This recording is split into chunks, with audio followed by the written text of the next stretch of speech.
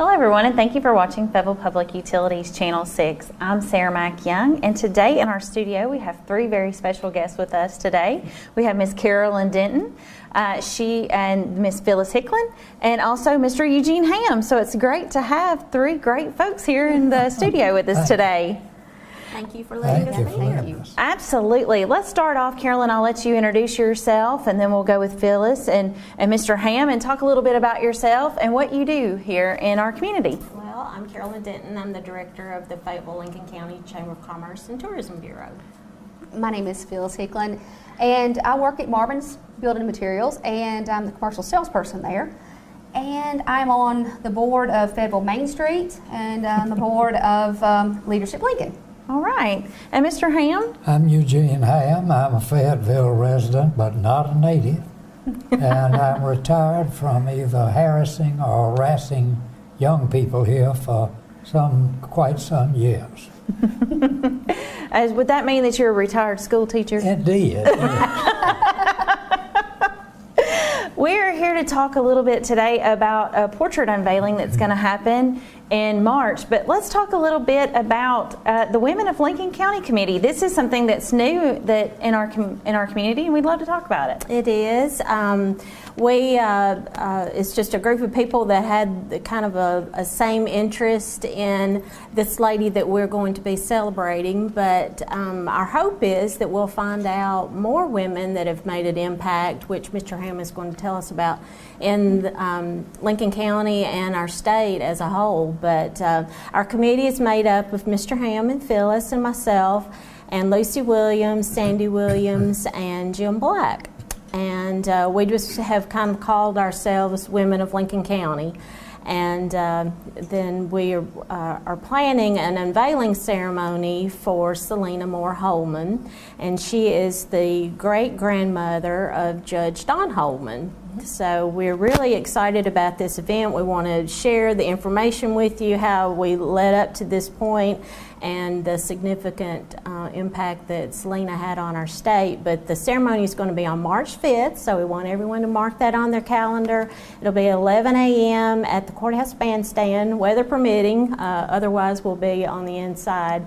And then this portrait will be hanging in the courthouse on the first floor. So Mayor Newman is going to do a proclamation for us, and so we want to just celebrate her and celebrate women in our community, and hope that we'll find out there's even more people that have made an impact. I mean, we know there is, and that's something that we're going to be looking forward to. It just so happens March is Women's History Month, so that's why we've chosen March to do this unveiling. So. Absolutely. Now, Phyllis, we see you in with the cemetery stroll during the Host of Christmas Past. So history is something that you love and you're very passionate about. It is. And let me give you a little backstory as how we came about this. It's a great story. It is a great story. I was at Women of the Way. That's the thing where you do every Monday night. I think it's in April. There was a lady there. Her name is Angie Gray. And she and her husband are pastors at The Rock. And she was talking about this lady and about her portrait being hung in the state capitol, and how there's only two women in the history of Tennessee whose portrait has been there. I've been through Leadership Lincoln, I've been to Hamburger Day on the Hill, and I was kind of curious because I wasn't real sure that that was true. So I took my phone, of course, and Googled it as I'm sitting there and found out that it's true. That was in the spring. So by the fall, we decided to have Spirit of the Spirit. Main Street did. Well, I wanted to incorporate this story into my stop. At this point, Carolyn and Carol are there, and they're shocked because they were like me. They did not know the history of this lady.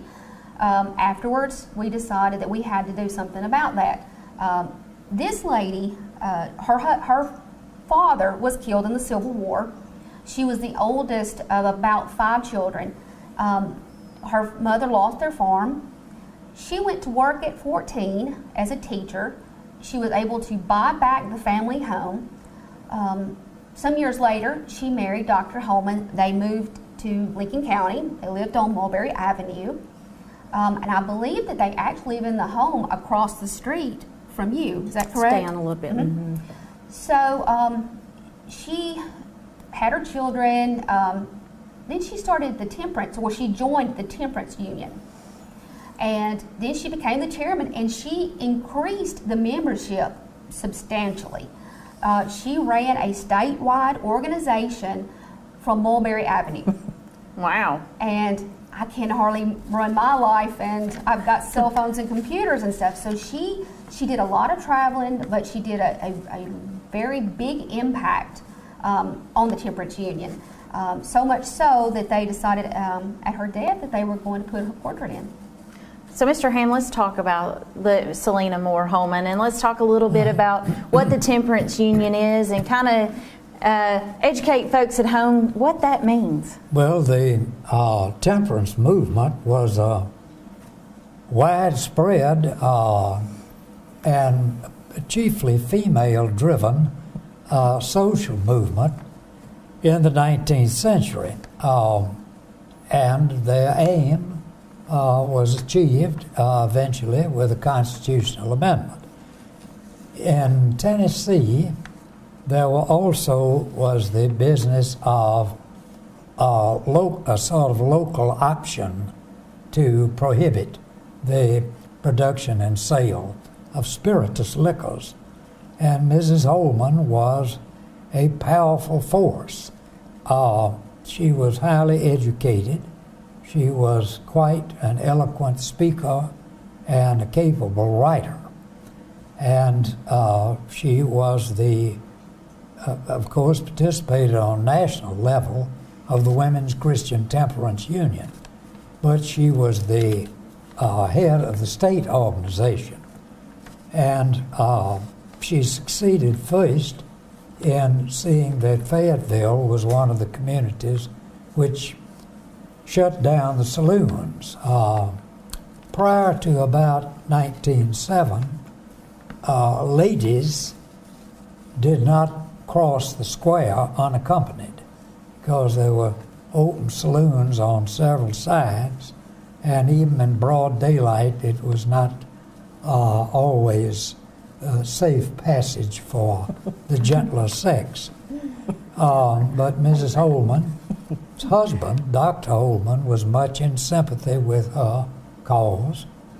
She had a large family, but he was quite well-to-do, so she had nurses for the children. There were no nannies in those days. You had women who looked after small children for their mothers were called nurses. And she had ample servants to help her run a household. So that gave her the leisure and the means to write and speak and travel. Now, a great many women of that generation who found voices where they had been pretty much muted prior moved on into the suffrage movement.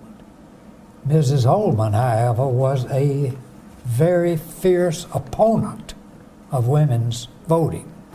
And she and a lady named Mrs. Gillespie, also Fayettevillean, were adamant, and their writings and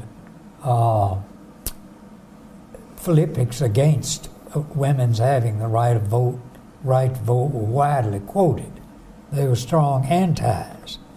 Oddly enough, across the next door practically to her was a very courageous and leading suffragist, Mrs. Claire Buckner, who was one of the founders of the library.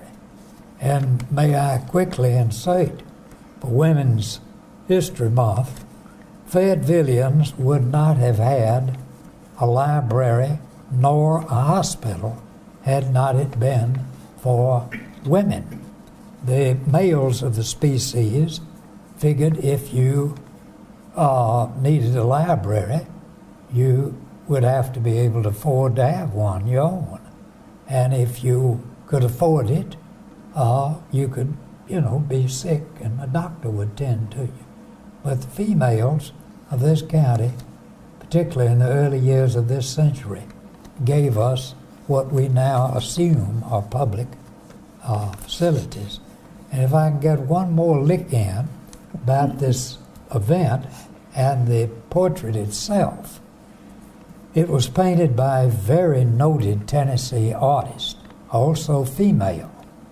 Her name was Willie Betty Newman, and she was from Murfreesboro originally, went to art school in Cincinnati, and won a scholarship to study at one of the most famous art schools in Europe, the Académie Julienne in Paris. And she remained in Paris for 12 years, showed her paintings 8 times at the very select Paris Ex Salon, came back to Tennessee in about 1912, opened her own art school in Nashville, and was a noted portrait painter. So the women have it, had it. We're indebted to them all, and the current ones as well. Absolutely. Well, and she said, and it's kind of interesting as you brought up Phyllis, and this is somebody that maybe we would have never known, and known that this was that she even was so important to our own state's history. Right. Now, her portrait does not hang in the Capitol anymore, but it is in the State Museum. And it was, I think, about 30 years that it hung in the Capitol. About 30 years right. they took it down.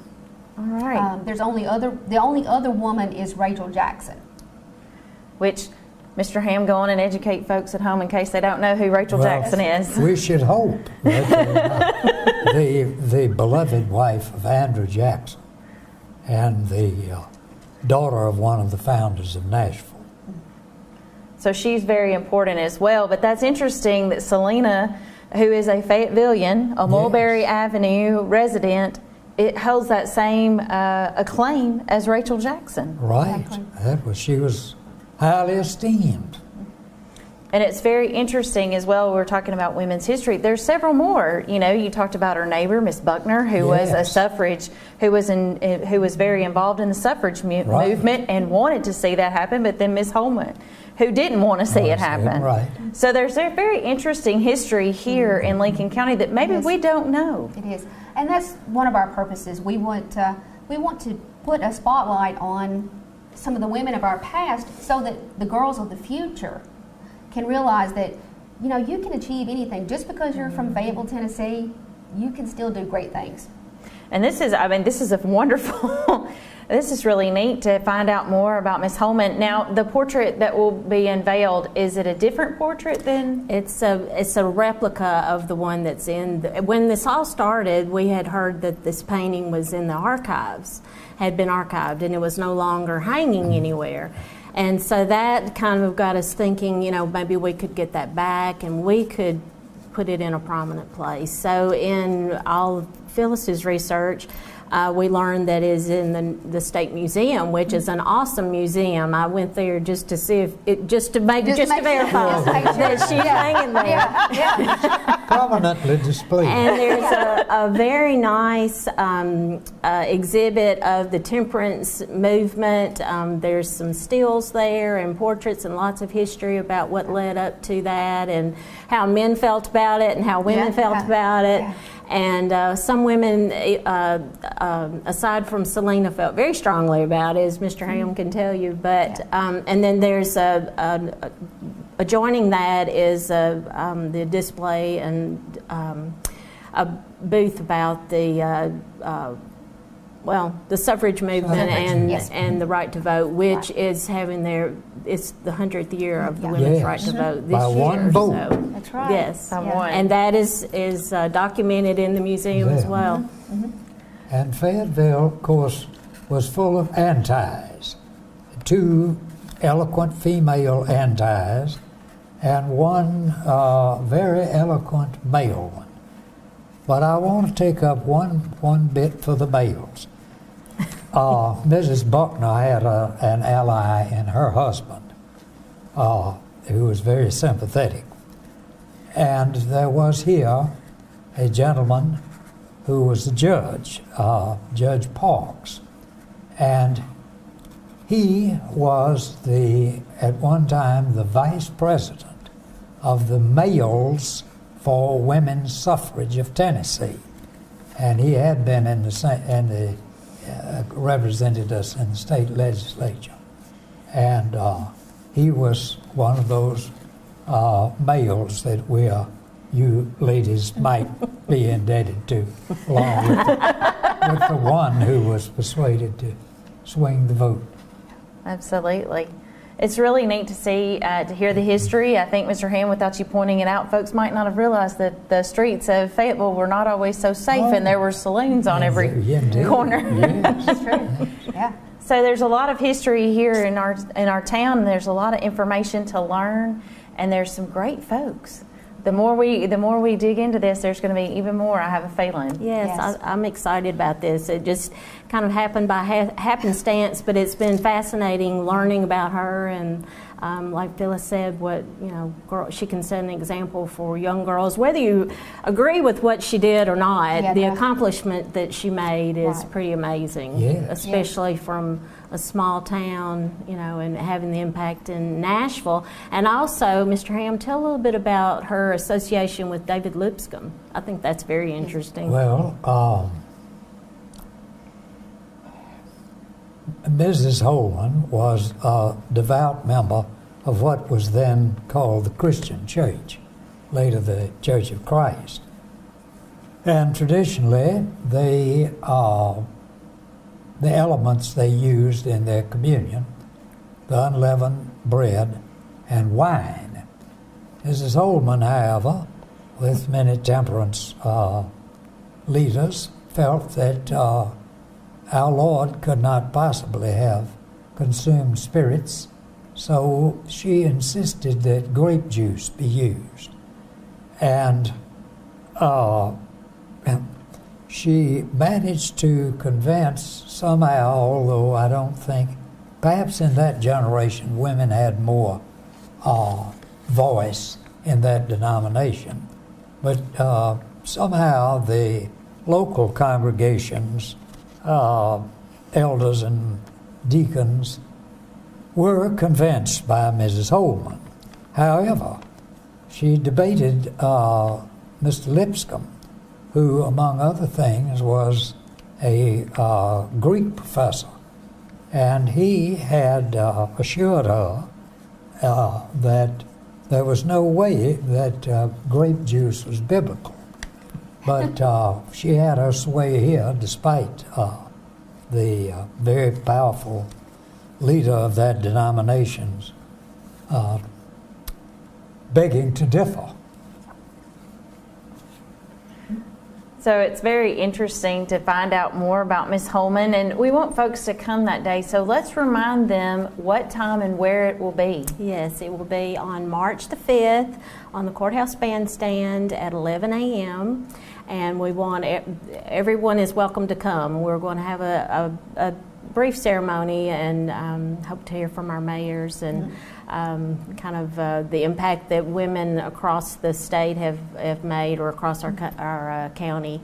And Mr. Ham is going to talk about Silena and bring everybody up to speed on her impact and her contribution to the state. And and then we'll do the unveiling. We hope that the family, the Holman family, will be here to help us with the unveiling. And so we're looking for a very nice start to something that we hope will become a tradition. And I do want to say, I believe I left Carol Foster off of our committee, so I'll never hear the end of it if I don't make that correction. And I do want one more thing. The portrait that we have, we want to give a huge shout out to Angie Butler. Now, Angie is a really good friend of mine, and she was along with me helping with research and stuff. And she found a company in Nashville that actually done the copy, that the State Museum allowed them to do the copy of the state constitution.